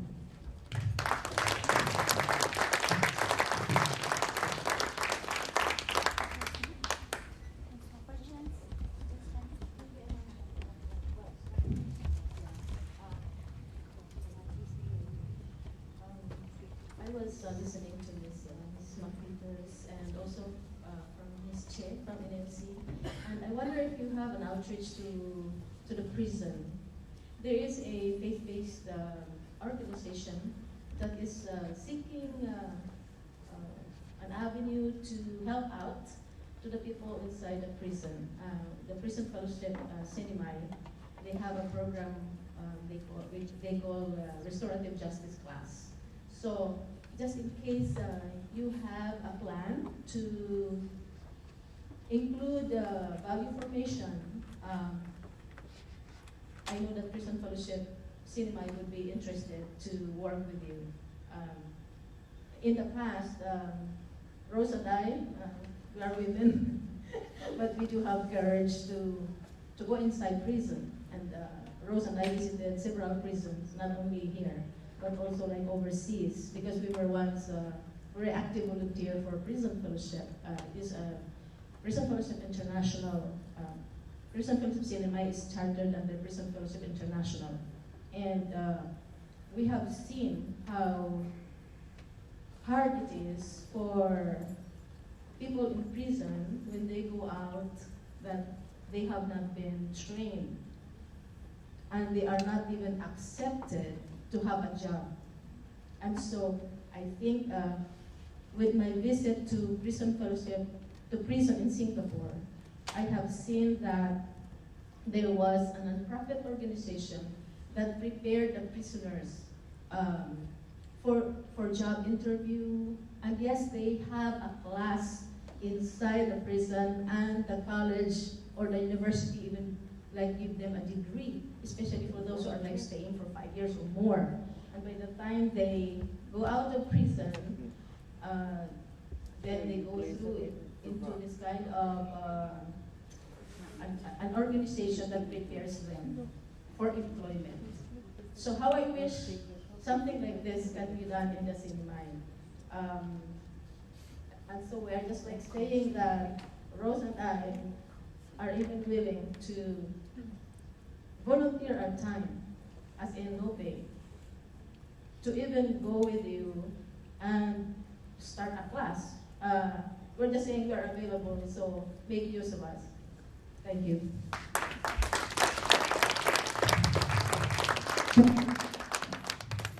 But I just mentioned that we are in the process of offering classes, and we're primarily vocational technical institute. So the classes that we will be offering, giving the prisoner, of course, we have to give them a placement test to see if we could also help them out with their mathematics and English and other academia, and job placement also, and attitudes and all those things. We will be teaching them skills. And under the construction trades, these programs are accredited programs, so if they pass those tests and they get out of jail, they could even go to the US mainland using their certification, and they will be classified as any other construction workers in the mainland. We offer carpentry, we'll be offering electronics, auto mechanics, air conditioning, electrical, plumbing, and so on. And we were just talking with the commissioner that maybe the prisoners themselves could be maintaining their air con once they have it, maintaining their own cars once they get certified. So it will be a savings for the government as well as knowledge for those prisoners. So when they go out, they could be very productive. We have 3 students right now who have been in jail, and we are giving them the chances, second chance in life. They're taking culinary arts and construction trades, and hopefully they'll be certified. They're still there. And one of them is interning already, an intern, because we do not believe of just teaching them the skill, we also believe in merging them in training. So each of those classes will have to go through 240 internship or OJT, on-the-job training. And those people, the hotels and other places, when they have these students, before they even finish their OJT, they already started hiring them. In fact, Madam Chair, we got 2 of your referrals already being offered a job. Thank you.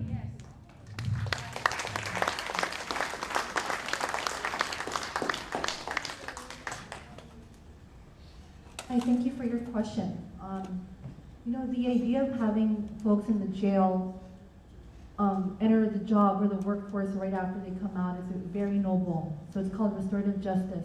Just last week, I saw an article in Inside Higher Ed, which is a community college-based newsletter that goes out every month. Middlesex Community College is offering online courses to pretty much folks in the prison, so that, you know, not just when they go out, they can enter the job or workforce. They're already earning credits while they're in college. That's something the college could look at, the NMC. NMC was formed based on the idea that, you know, we're out there to help the community. Whatever the community needs, we're there. And while we offer more of the academic programs and NMCI offers a vocational training, I'm very happy that you're offering your voluntary services and that Rose is offering it too, because in the future, that's something that we can consider. I do know that as of last month, NMC has partnered with DPS in looking at offering a police academy, but that's focusing on the police. Now, what we're trying to look at, based on your recommendation, is focus on the prisoners, right? To ensure that they're being educated while they're inside, and that when they leave the prison, they can be productive citizens, that they don't go back to their actions and then end up in prison again. That they have something to look forward to when they leave the prison, that they can have training, that they can be active participants in the community. So that's really great that you brought that up, because that's something that I'll be thinking about and bringing up to our management team and our Community Development Institute. Thank you.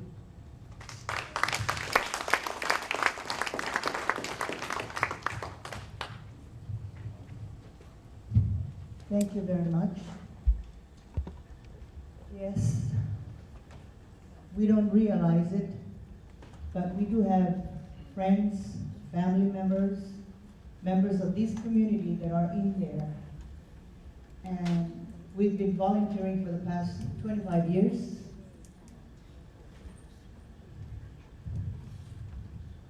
Zero pay. But it's the number of hours that we go in. Not only here, but I've traveled to Vanuatu, Samoa, New Guinea, Singapore, Hong Kong.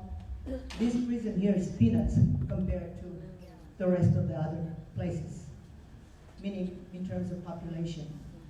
But the programs that we have that started by a former inmate, he passed away last year in April, was Chuck Colson, was a lawyer, spent time in prison. But he promised the inmates that he will come back and do something about it. And so that program is worldwide. And the restorative justice is really moving. In England, in Europe, Australia, South America, Central America, United States, and in the Pacific. Canada. There's a lot of programs. We're just trying to reach to the system. But our hands are tied for many years. But we're still trying, we haven't given up. But thank you, because the college did. When Mrs. McPheeters was the president, there were inmates that were taking courses, and some of them already got some degrees, but they're still inside. They wanted to come out to get some kind of a, help, but they were denied. That's very, very bad, because he wants to come out and find a job so that he can pay the counselor, so he can get counseling. They get zero counseling inside. And so we are asking the legislature, the government, to maybe come up with some funds to send a counselor from the mainland so that we can place, we used to have in the past, Mr. Greg Myers, and he was doing an excellent job. But then we need to continue that. So there are so many programs. If you check PFI, Prison International, Prison Fellowship International, and you find all the information in there, worldwide.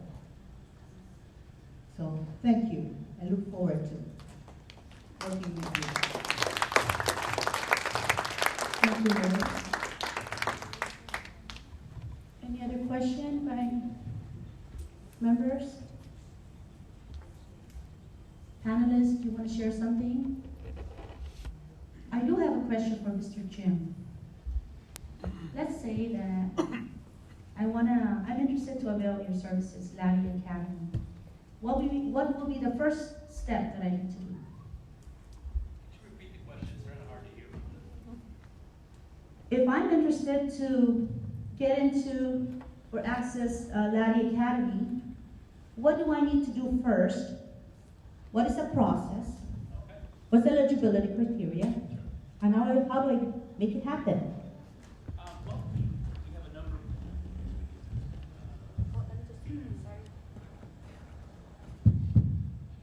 Thank you. Majority of our programs are based on grants. And sometimes, or most of the times, the grants dictate the qualifications. But basically, what you need to do if you're interested in any of our programs is go on to the Laddie Training Academy website, which is www.laddietrainingacademy.com. We're not very creative. But the idea is go on there and sign up, get information, ask a question, and we can tell you when our next class is going. Right now we have 4 different classes going on. They're completely full. And we do have the schedule for one to come up this summer, pending grant funding. We continually, the Laddie training folks continually write grant agencies to get grants to come on in. So what do you need to do? There's no pre-qualification, okay? Other than the fact that you have to be a U.S. citizen. We are not training foreign workers for obvious reasons. But if you're a local U.S. citizen here, wanting training, We provide that in all sorts of hospitality, everything from the basic workforce development through skills development, through front desk, food and beverage, guest room attendant, and even supervisory training. And so there's no qualification, no minimum qualification by any stretch of the imagination. We want people to be able to come in and get a good feeling for the hospitality industry. And if I may add, one thing that this audience may need to hear, and we've touched on that a couple of times, that the hospitality industry is hugely flexible. So if you have kids and you have obligations and you want to get into the workforce, they have full-time, part-time, graveyard shift, morning. The hospitality industry, the hotel, resort, restaurant business has a fit for you. It's not an 8 to 5 job. It can be done, they need to be cooking at nighttime, morning time, cleaning rooms. So it's an opportunity for folks to be able to find the right fit for their business, for their individual families and themselves. So, thank you. Okay. So audience, as you can see, there's resources right there that you can access. And question by anyone? I'd like to take this opportunity to thank the private businesses that joined us today, from the Tan Holding Company to the left or to the right. MJ is here. May I recognize Ms. MJ? And all the other members from the Tan Holding were here this morning. And the reason why they're here, because they're advertising, they're supporting us, women and men. If you have any question about job placement, job interest, openings, there you go. PIC is also here. Thank you, PIC, for being here. And also the social services. I would like to thank the Atuda Network, Independent Living in the Sinamai, Domestic Violence Intervention Center, Commonwealth Cancer Association, DCCA Child Protective Unit, Mothering Fathering, Jolton Public Library, and Maternal Child Health Program, DCCA LEHEP. And this area here offers utility voucher assistance program. So if you are interested, you wanna just check this out before you leave today to see whether you're eligible to apply. And of course, our panelists. Without you all, you wouldn't make this day also an important day. And to everybody here, thank you for being here. Thank you for your support. We are 2:45. We're actually very ahead from our schedule. And what you have there in front of you is an evaluation sheet that has been passed out.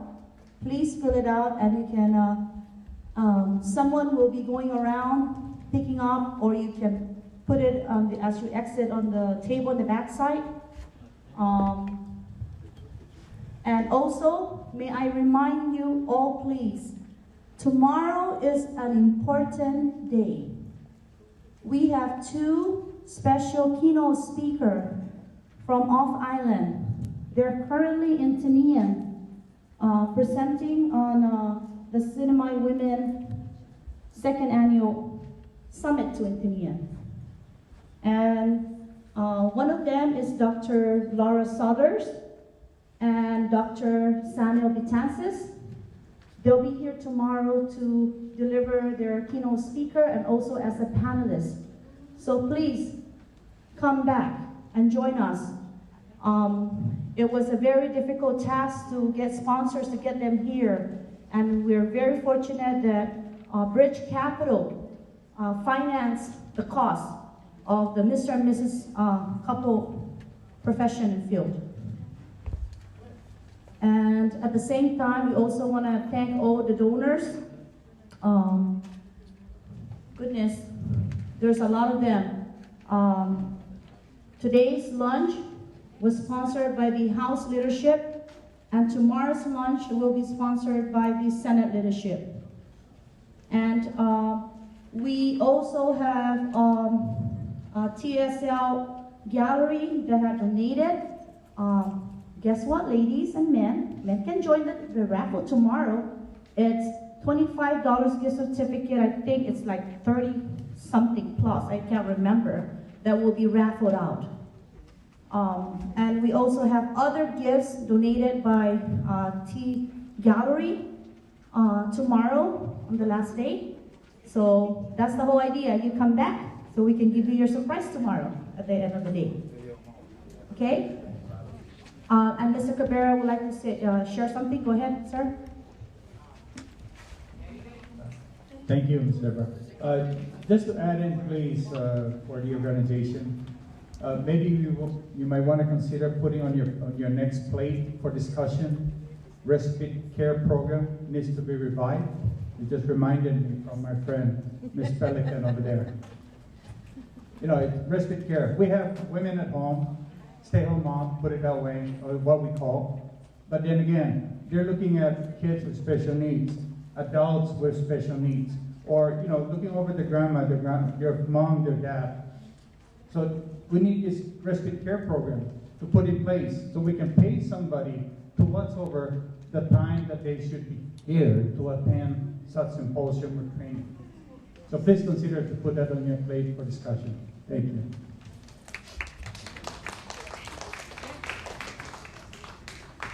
Ms. Dye wants to say something. Thank you.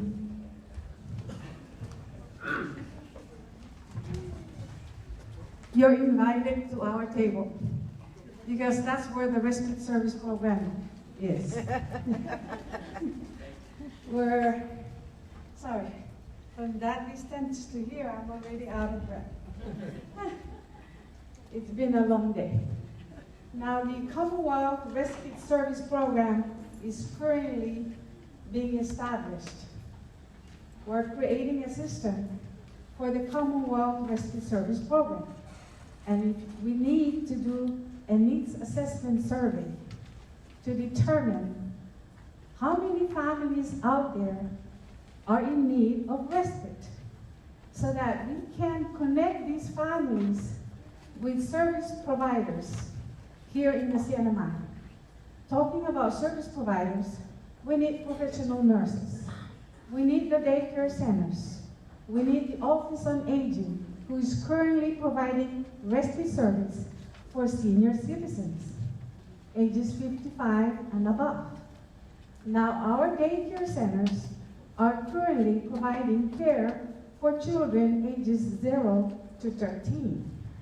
Now, the respite service program is for the gap from 14 to 54.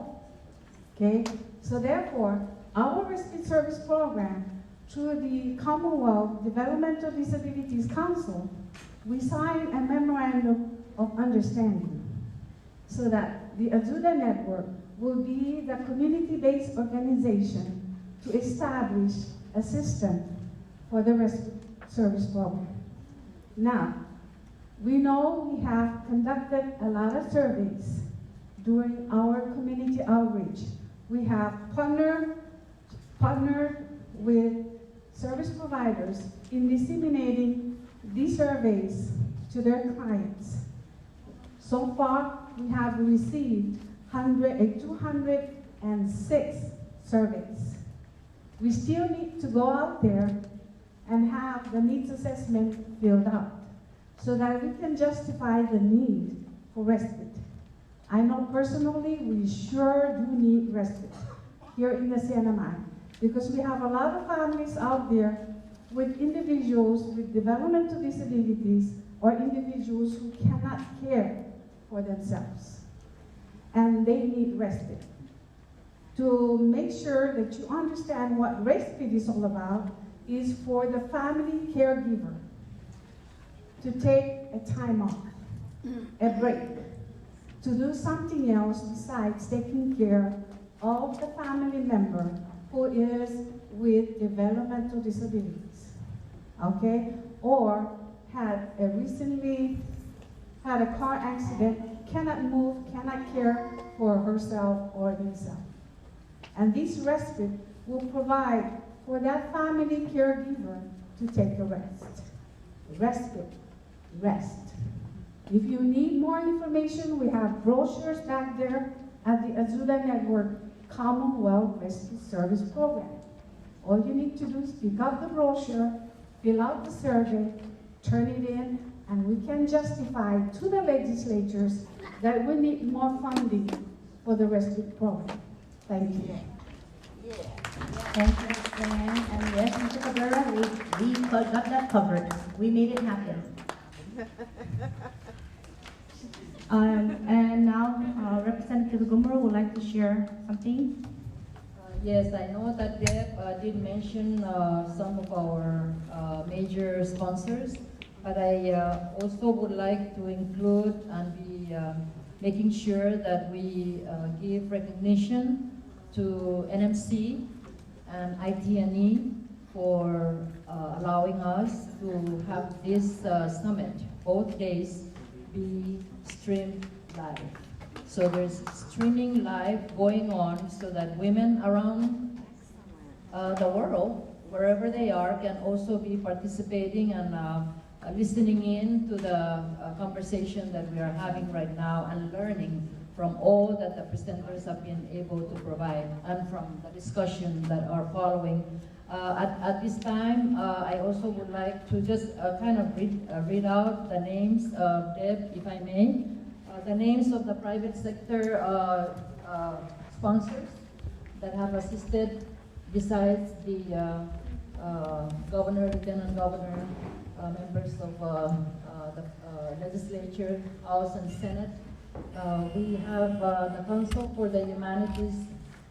We have Best Sunshine, DFS Galleria, ITNE, DNQ, Triple J Wholesale. We have TSL Foundation, it was mentioned earlier, Bank of Guam, Brits Capital, Fiesta Resort and Spa, Haya Regency, Saipan, Canoa Resort, McDonald's, KKMP, Power 99, Saipan Tribune, Mariana's Variety, Beach Road Magazine, we have MVA, Star Water Company, Saipan Ice, Luta Cares, and Mr. and Mrs. David Rosario and others that are still not included in our listing. So, Madam MC, I just want to make sure that we take note of that before we close our summit today. Thank you.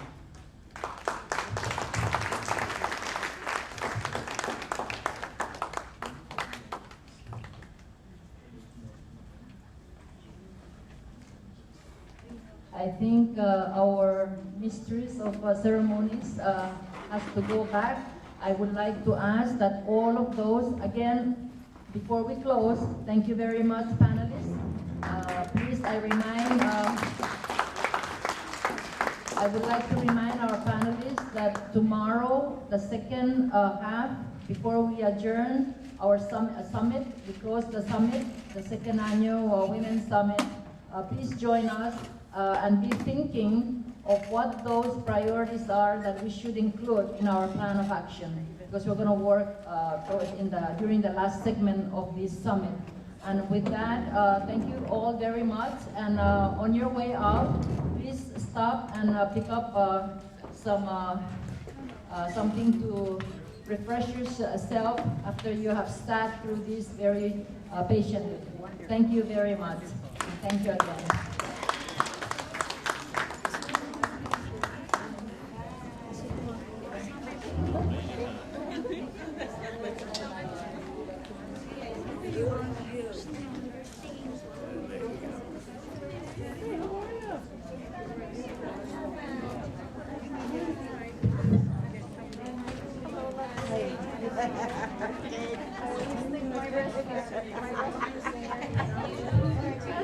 I can't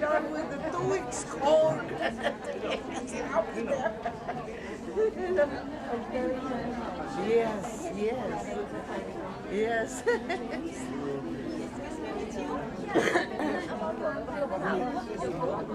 would like to volunteer some stuff for the baby. How I can do that? But I have the stuff at home and now I have to clear out. What already done? Yes.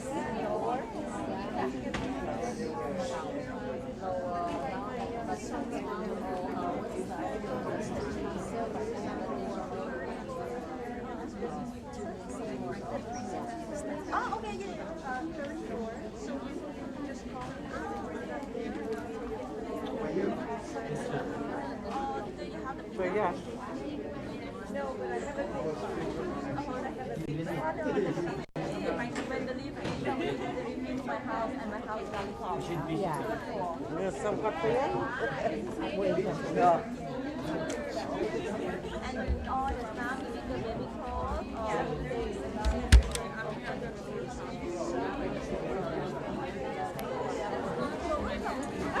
Thank you.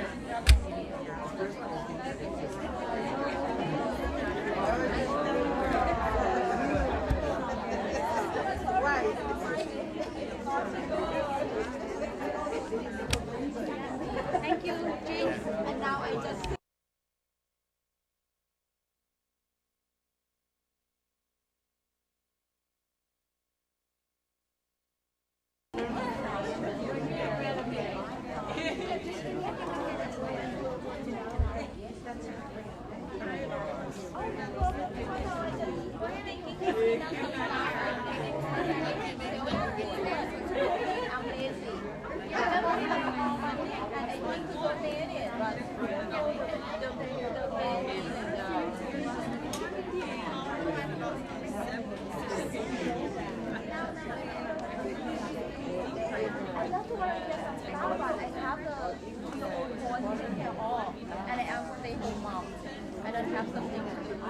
but now I just negotiate for the adult home for me, and now I got the endowment and law, and only 2 days a week, and another day I'm free.